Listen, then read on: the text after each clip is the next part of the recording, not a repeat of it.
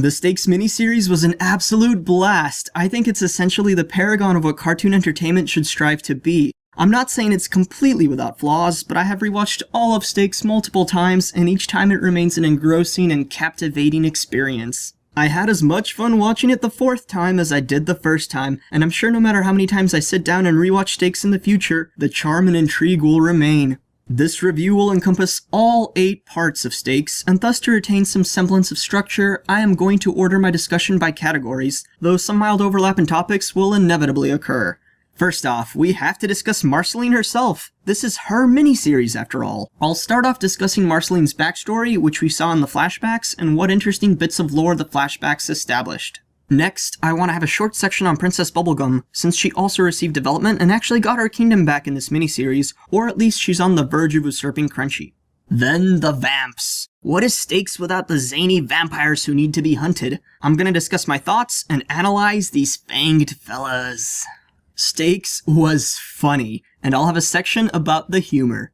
Despite enjoying Stakes immensely, it was not faultless, so I will have a section about my issues. I have very few, but the criticisms I do have are large scale, and I believe there's a lot of room for discourse about them. These criticisms relate to Marceline's consistency as a character, so this section will actually contain a lot of character analysis on Marcy, and I will also discuss what worked in addition to what I thought didn't work. Even if you disagree with my perspective and takeaway, I think there's a lot of potential for discussion here, so I hope you stay tuned in. We'll end things with a brief summary of my thoughts and contemplation on what Marcy's future may be like going forward with the series. So let's jump in!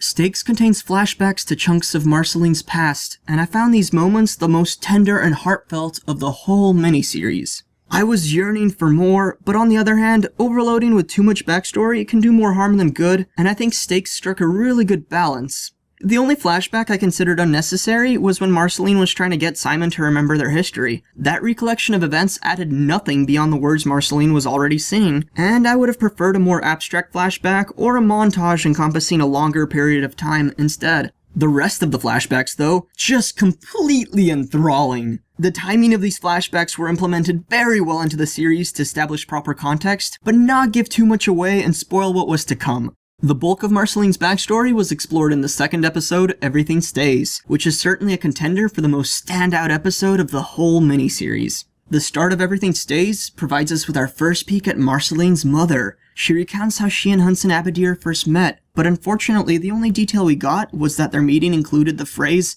"fine," from Hunson. Oh, what a tease that is, Adventure Time! I feel like we have to get more on Marcy's mom sometime in the future. This has to just be the appetizer. Based on the pleasant scenery outside their mobile home window, I have to assume this event was before the Mushroom War, and like most people already hypothesized, it implies Marceline lost her mother either during the Mushroom War or shortly thereafter.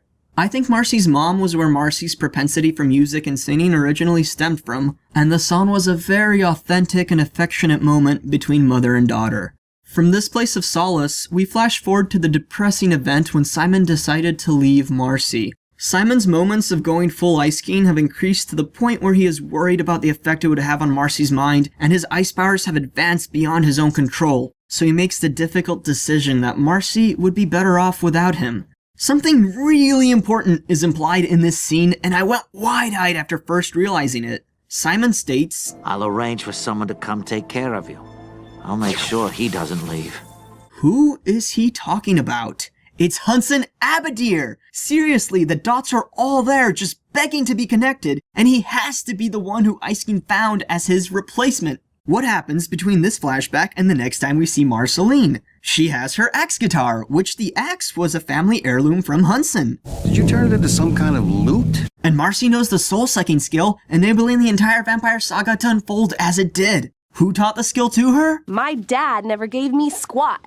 Well, just some soul-sucking skills. And what was Marceline's relative age when she was around her dad? Recall her physical appearance in the scene with the fries, which is when she split from him. Yup, this age bracket falls squarely in between when Simon leaves her and she starts hunting vampires. The pieces all fit too perfectly for anything else. Simon was the one who somehow found Abadir, and the one who convinced him to take care of his daughter.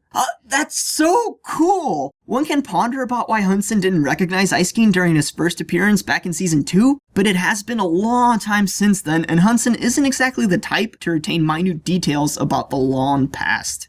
Also, let's be honest, this backstory for Marceline was not planned in the early seasons. There will be more on that in my criticism section of this review. But still, this retcon about Ice King tracking down Hudson for Marcy's sake, this is a flippin' fantastic retcon. It also adds an additional layer of sadness to Marcy's past, since Hudson ends up being a terrible father. So Simon saying, I'll make sure he doesn't leave, is invalidated since Marceline made the choice to leave herself. I just love everything about this style of connect the dots lore. It's wonderful. So Marceline eventually sets out on the vampire hunting, in part because protecting the humans makes it feel like she is protecting Simon. And Marcy's soul-sucking skill proves essential, as it is this skill that allows her to absorb the powers of the top-level vampires she defeats. The minion vampires who are turned humans don't seem to have any special powers worth absorbing. Marcy eventually befriends and protects what might be among the last group of humans on the continent. And this, ladies and gentlemen, is where we learn about the origin of animal hats. Animal hats that indubitably led to Finn's eventual hat design. Animal hats were invented to protect our supple, tender human necks against vampire bites. What if I was a vampire? You need an animal hat. Who knew? Again, brilliant friggin' retcon. I loved it. While Marcy clears the land of nearly all the vampires, the humans still want to leave the continent on the boat they're building because something big is coming, and it's gonna change all this. What was it? What came? I was left pondering this really fervently after the episode ended, and then it hit me. Something big. Something big? That's familiar. Something Big is the name of an episode. Skywitch had shouted, I'm cooking up something big, Krabbit! In the episode named after her, and next time we see her, it was in the episode Something Big, where she activated her plan. Something Big is Darren! Darren is fucking big! He lays waste to the landscape, and his awakening would undoubtedly change everything. And afterward, he would return to slumber until Skywitch awoke him. Could the phrase something big merely be a coincidence when it was so deliberately utilized in recent seasons, and Two Bread Tom so ominously alluded to something on a whole different scale? I personally can't see this as mere coincidence. I think Darren ravaged the landscape on this continent after the Mushroom War. So, in the end, the humans seem to leave the continent while Marceline remains after being turned into a vampire. I think there are multiple reasons why she didn't leave with the humans. For one, she would be afraid of being a danger to them and potentially succumbing to some form of desire for blood. Having just been turned, she would not know how her mind would be affected after becoming a vampire. And two, she most likely still does not want to stray too far from Simon. While she can't be by his side, she still wants to protect him and check up on him, and this would not be easy if she was to relocate to an entirely different continent. Now, that's enough discussion on the backstory bits. Let's talk about Peebles.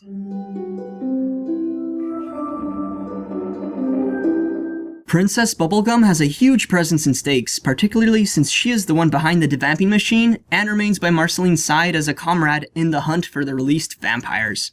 The first seemingly meaningful scene with her was played for laughs to the disappointment of Marceline. Marceline, I'm so very excited to test my new lab out on you. I loved how this established the tone to the miniseries though, with tender implications transforming into a sucker punch of comedy. We do have a lot of adorable moments between Marceline and Bonnie throughout Stakes though, and their friendship is a constant theme running through the series. Bonnibel's entire arc in Stakes was about the hubris of thinking she is capable of anything, which led to the devamping, the release of the vampires, and the potential of Marceline dying, which is what spurs PB to bust back into her former kingdom in an attempt to save her friend. PB is even willing to accept magic attempts at saving Marcy because she has run out of alternatives.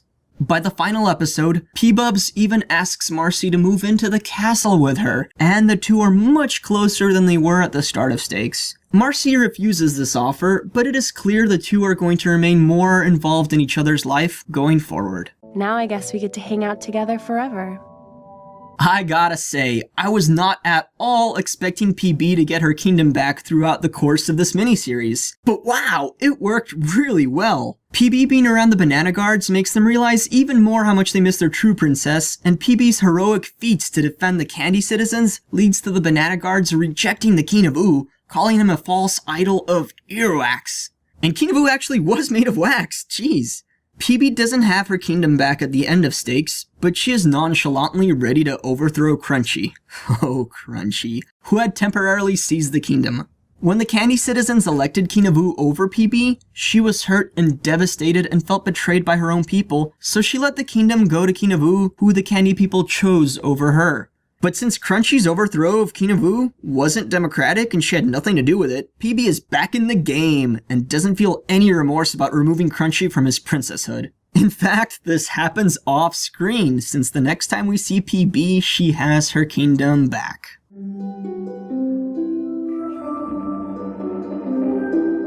Marceline killed them once, and now she has to go kill Bill on them again. The vampires. What would Stakes be without the vampires? They were awesome! I adored their introduction scene where each of them is playing a different musical instrument. Like Marceline, they are musically inclined, but they play an odd and ancient sounding hymn that's very unlike anything Marceline ever plays. Alive once again, they all decide to split up as opposed to having a collective hive like in the past, since they are not unanimous on how they want to approach life anew. There is actually a lot of mystery about them, and we still know practically nothing about vampire origins. Did they exist before the Mushroom War, or did they come about after, as did much of the magical and weird creatures? Princess Bubblegum's devamping machine seems to run or rely on nuclear power, so this could be interpreted as evidence that vampires are related to the Mushroom War. But Hierophant has dialogue where he declares, This is our time. So doesn't that imply the vampires were alive when humans had their time pre-Mushroom War? What seals the deal for me is this. Surely, J. Temple. I am having a hard time imagining Vampire King learning of Shirley J. Temple after the Mushroom War, and combined with Hierophant's implication, I'm of the belief that the vampires were mythical creatures existing prior to the Mushroom War, such as Hunson or other examples we've had in the long-distant past. But how a seemingly regular lion became the Vampire King, and how all the other head vamps got their powers and where all this stems from, we have no clue. This isn't a bad thing. In fact, sometimes providing too much backstory can end up feeling like filler. If the backstory doesn't add much to the whole experience and the narrative remains cohesive without it, that's perfectly fine. Hell, sometimes it's even more fun to wonder and imagine than to have an answer, especially if the answer doesn't turn out to be super amazing. But Vampire King isn't entirely out of the series yet, so perhaps one day we may learn more about the source and origins of vampires. And if not, it's still a fun thing to ponder on even with a lack of info. The 5 head vampires are all based on major arcana. They're actually all named after major arcana with the exception of the king, who represents the Wheel of Fortune. More on Vampire King later in the video. One can spend a ton of time looking at presumed interpretations of what the different major arcana mean and what they stand for, and these meanings align smooth as butter with the according vampire. One exception to that would be the Empress, however, which I feel didn't align quite as smoothly as the rest. If we look at the early concept drawings for the vampires, she actually was originally going to be called the Queen and not the Empress anyway. Let's actually discuss these early concept sketches because I find them really interesting. As you can see, 2 of the characters were nailed in the early phase. Their designs don't really change, and I can see why. Hierophant and the Moon are incredible. The other 3, I'm glad they got revised. You can tell that the basic thing they were going for with the Fool didn't change, but I find his final design far superior. The Empress, or the Queen at the time, she sort of stands out too much from the more old school and old-timey feel of the others. She's got glasses on, which I assume is all about the hypnotism power, so that seems to be intact in her original concept. But her new design, with the garb and the headcloth and the snake, oh, I prefer this one so much more. And the Vampire King himself. He got the most improvement in my opinion. His old design was something out of Star Trek almost. Or maybe out of a cartoon parodying Star Trek. I don't think it works. But the lion-human-bird hybrid deal that we got in the end? Brilliant. Just brilliant. So I'm gonna give more of my thoughts on each of the vampires and the events they were involved with in the order of the kill card.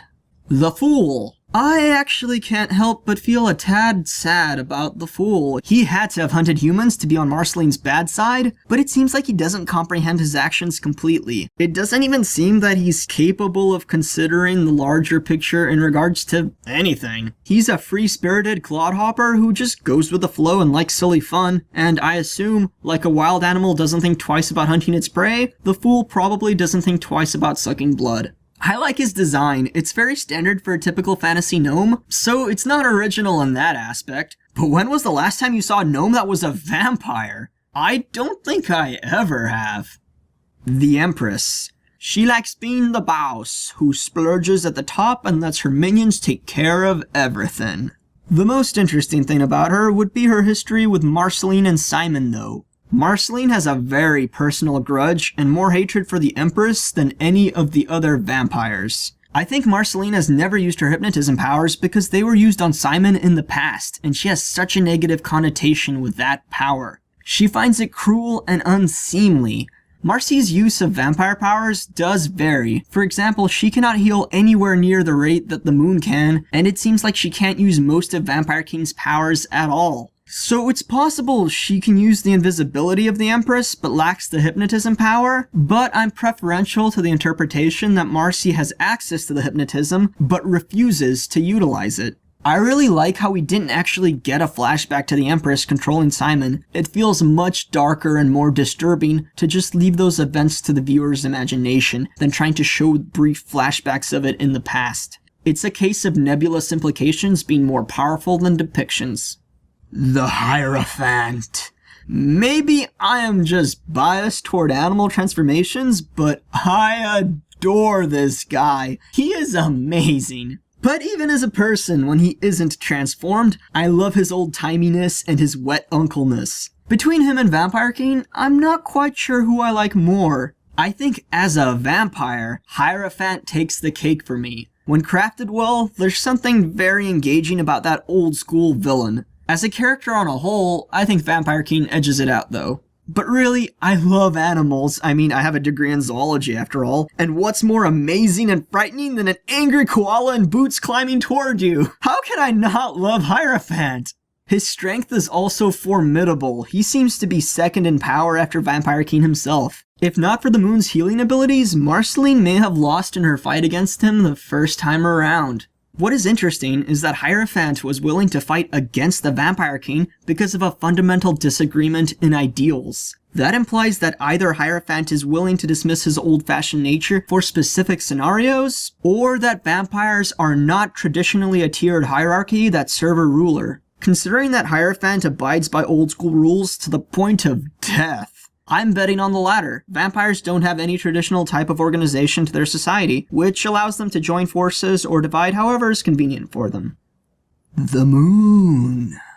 The most bizarre of them all? She might beat the Vampire King for that description. Seems like her motivation, or at least the only motivation I could infer from her, was taking out Marceline, hence her ominous comment about Finn and Jake being in the moon's light. She actually desired to follow them to get to Marceline. The hide-and-seek example Marceline used earlier to describe the moon's style is very apt. Marceline was first seeking her, and then the moon seeks to find Marceline. Tables have turned. Her desire to take out Marceline was quite strong. She ignores sucking Finn's blood despite having the chance because killing Marceline is the top priority. Her abilities, they seem really powerful. Not only does she have ridiculous healing capabilities, to the extent that she can't even die in the sun, but she also has the ability to instantly exhaust her foes. Marceline's soul-sucking allowed her to defeat the moon, but without that skill, staking only has the effect of temporarily disabling her. I'm curious how somebody without soul-sucking skills would go about the task of killing her when even the sunlight doesn't do the job. Would you just have to seal her up somehow instead? The moon is full of mysteries. The Vampire King. His first individual act is sucking the fool's tooth out. What an entrance! I was left speechless. My thought at that point was pondering, just what is this guy about? And then he proceeds to dance with the cow in a manner that's hard to describe. And that's the thing about Vampire King. He is hard to describe. That's what makes him so awesome and why he is definitely among my favorite Adventure Time characters in general. He is knowledgeable for sure, and he is quite the philosopher. He comes off as sophisticated, except he also strips down to his undies and shouts prophetically. That sort of behavior really reminded me of the earlier seasons of the show, when characters tended to be far more rambunctious and bellowing in their mannerisms, and it was a welcome callback. Oftentimes, he comes across as laid back, calm, and logical, but then he can also have quick outbursts of anger because someone has an opinion that differs from his. Dynamic is my go-to word for him. You never know what he's going to do or say next, but it doesn't feel insane or nonsensical. He feels like a real solid character, it's just that he's one of those characters which are hard to read into the mind of.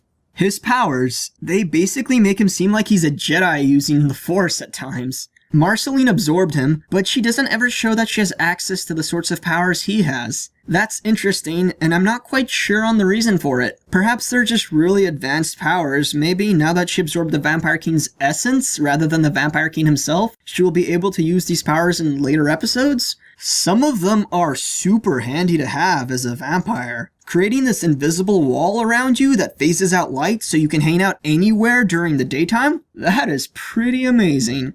So the Vampire King actually pretty much states his association with a major arcana himself. For turning you would subjugate me to the Wheel of Fortune. Wheel of Fortune imagery actually contains an angel, an eagle, a lion, and a bull. And hey, his appearance is part human, part lion, part bird. And while he's not part cow, he certainly has an affinity for a cow as his companion. That's pretty cool. Really shows you how you can take prior existing imagery and utilize it in interesting new ways. What's different about the Vampire King in contrast to the other vampires is that the Vampire King wants to shed the association to his arcana, to the Wheel of Fortune, which represents a repeating cycle of highs and lows. But despite getting unvamped, the Vampire King remains in a way, in Marceline's mind in some manner. Trying to rid himself of destiny that is doomed to repeat, he sort of pushed that property onto Marceline. She even got turned back into a vampire in a way similar to the first time. So did the Vampire King succeed in his goal? Can you say the Vampire King's identity transformed and he is now this lion? Or is it more accurate to say the Vampire King remains in Marceline's head and thus the Wheel of Fortune continues to spin?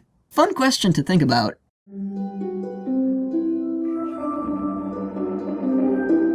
The comedy of Stakes was golden! So many great interactions and bits of dialogue in a story one might think would be too dark and moody to make you laugh that much. Adventure Time can pull it off and still retain the full brunt of other feelings it's delivering. The comedy was fairly constant throughout, except in Marceline's backstory, which was light on the humor. Marceline's goading phrases and the Fool are pretty much the only comical things in the episode Everything Stays, and butt jokes don't really do it for me anyway. But that's fine, because it is dealing with rather serious and downtrodden events, so it would feel odd to jam-pack non-stop humor into such a backstory. I'm actually glad they didn't go for more than what the episode could handle on the comedy, and most of the other episodes have comedy oozing out the wazoo anyway to cover for this, especially the first episode.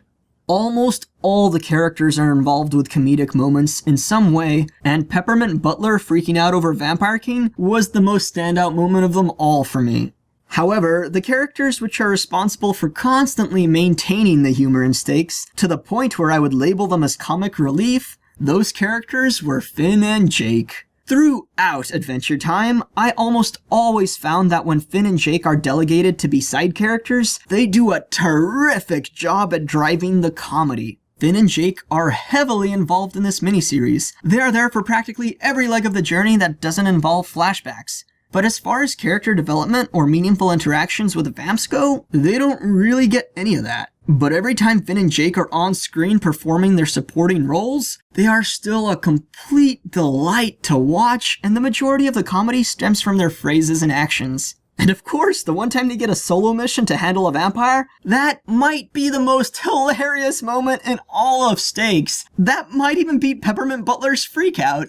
Finn and Jake just make stakes more lively and fun. The whole story could probably be told without them, honestly, with only minor modifications, but it would be much more bland, and the pacing would not flow nearly as well, in addition to much of the humor being removed.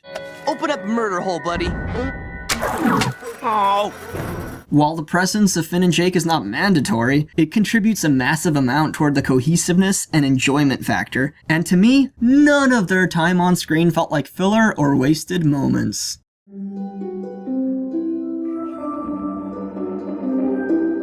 Alright, what were my criticisms of Stakes? Well, let me get my one gripe out of the way first. All the animals that were being turned into zombie vampires, what happened to them? When we see the dark cloud ravage the landscape, the fleeing animals seem like they're normal, not vampires. Typical vampire rules dictate that killing the head vampire devamps the minions. One could say that Marceline got left as a vampire because the demise of the Vampire King and the Dark Cloud occurred simultaneously to Marceline turning. If this assumption is correct, and typical vampire rules apply otherwise, everything makes sense. The vampires are dead, the zombie animals become unvamped, and Vampire King took the cow with him into the devamp machine just because he was fond of it, and maybe it made him feel more comfortable in the moment, leading to him shedding his identity. Or perhaps if you extract all that effluvial vampire grime, that doesn't mean the minions will be unvamped, and that's why Vampire King took the cow with him. But all this wasn't made clear, and I would have preferred if we got a more clear indication as to what happened to all the turned animals we saw at the start of Stakes. We saw a lot of them.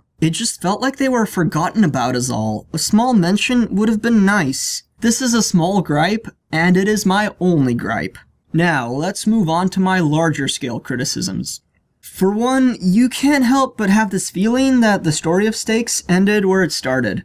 I am aware that's the point, and the wonderful song Everything Stays, which is the theme of Stakes. The song is about how all past experiences remain with you and construct your identity, but time adds new layers and slight changes. I get that, and it's a nice sentimental thought, but there's still something about a coming full circle narrative that doesn't feel entirely satisfactory. Marceline becomes a vampire again, has all the same powers as before, and while she says that she has grown up, we have yet to actually see that. This was actually a case of telling the audience rather than showing. I'm sure we'll see it later, but for now we have to take Marcy's word for it. That sort of ending is just one where the figurative cake is lacking a little icing.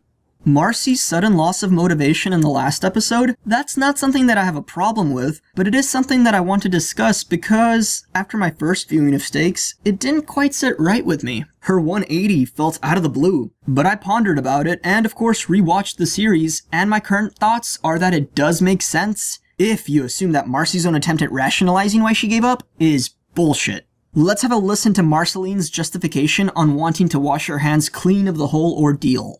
Even just fighting the vampires in the first place screwed everything up. Sure screwed me up anyway. And geez Louise, trying to fix it? Trying to fix me? Just made things 1,000 times worse. Marceline is mixing up her own anguish with the events she was involved with. Did she mess herself up? Potentially yes, that's definitely arguable. But that comment about everything else getting screwed up? She protected humans from vampires. She may very well have saved the entire human species. Why would she think it screwed everything else up when it resulted in saving the lives of her friends? And about it screwing her up, she did befriend humans, and even if it was short-lived, she had a moment of community and solidarity with real companions. For the first time since she was with Simon, most likely, she felt like she had a place she belonged to. I think Marcy is simply engaging in a horrible attempt at rationalizing to her friends. She is in a mental state of confusion and anguish, of course, but the rationale she voices is merely a scapegoat. When Ice King shows up is when she actually gives a reason closer to the truth. Anyway, you don't want in on this fight. This one's a loser. And Ice King gives Marceline her motivation and drive back by saying that the cockroaches and rats that run in fear are the survivors, and Marcy and him are survivors. Ice King basically calls out the real reason for Marceline giving up. She is afraid. Afraid of losing, or in my opinion, afraid of just having the cycle, the wheel of fortune, repeat itself again, and repeat itself it does. Instead of being kind and leaving Marceline be as PB and Finn did, Ice King basically provides brutal honesty, and this is exactly what Marcy needed to kick her out of her state of feeling sorry for herself and being afraid. Ice King's blatant honesty, him basically calling Marceline a coward. I love how this is what rejuvenates Marceline and gets her back into the action. I actually think this works really well, and I enjoyed that conversation between the two immensely. Adventure Time is usually amazing at doing retcons, to the point where it makes retconning look like a good writing technique. But my final criticism of Stakes was simply that, for Marceline, it was a failed retcon at a character's backstory. People do have facades they put on, and oftentimes individuals holding on to the most pain are the ones trying to look the most cheerful. But still keeping that in mind, the early Marcy and the current Marcy do not meld together well in my opinion. Princess Bubblegum's progression from being a simple character to a complex one was amazing, and in my opinion, it was actually foreshadowed and planned ahead of time from Season 1. I think there are many signs to show this. Marceline's evolution, on the other hand, was not planned, and retconning a central character's personality is a lot harder than retconning vague events or side characters, which is usually what Adventure Time excels at. Giving a brand new layer of backstory to a character that had many episodes about her already is a completely different type of task and immeasurably harder to achieve without consistency issues arising. Now that being said, Marcy being a prankster and a joker is perfectly fine, and that personality trait fits really well with this new backstory. The atmosphere Marceline has around her from the very start of Adventure Time was indicative of somebody who is insecure about important feelings and emotions. Marceline has always been very wishy-washy when it comes to expressing her honest feelings in a direct way. In the episode What Was Missing, you can tell Marceline has a tough time connecting with her friends through legitimate means and needs to put on a facade to be friendly with others. As somebody who lost her mother, was abandoned by her father figure, let down by her true father, spent time isolated trying to find friends while saving humans who merely feared her in return, and then having to abandon the people she finally found a bond with, it makes sense for Marceline to wear a joking, nearly obnoxious exterior that covers a sheepish interior.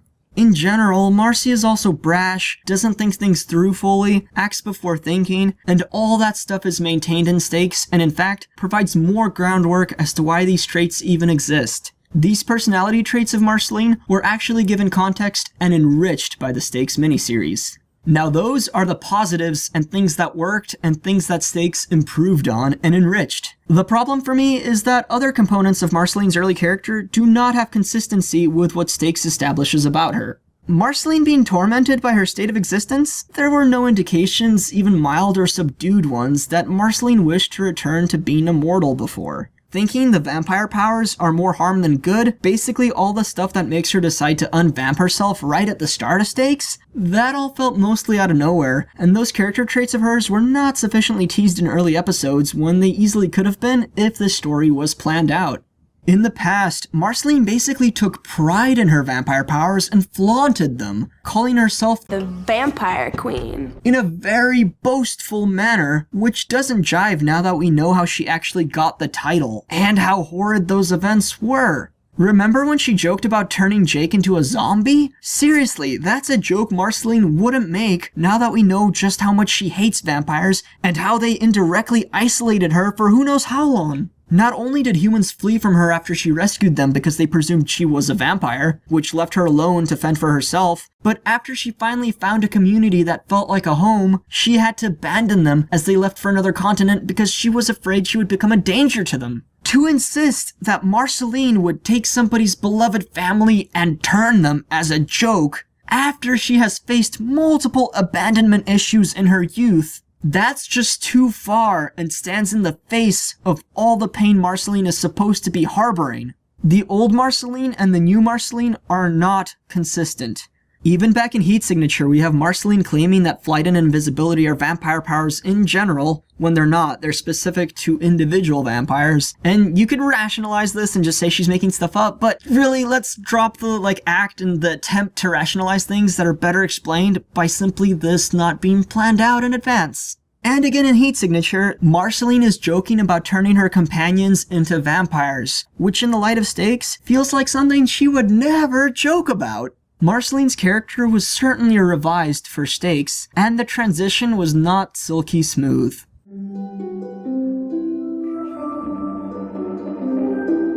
So a brief summary of my thoughts. Stakes was awesome!